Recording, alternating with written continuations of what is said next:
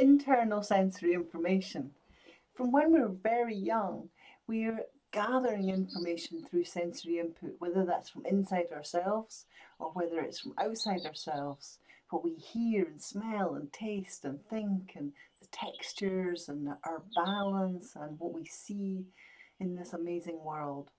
And so we encode that internal sensory information and we use it for when we recall a memory or when we use our imagination to make up a story or to think of what we want to do. And with our internal sensory information, we often use metaphor and anything can go. We can mix things up and we can change the size, and artists use internal sensory information. We can all learn to access our different internal sensory information, whether it's in our bodies or if it's images or sounds or I don't know, symbols, all sorts of different things.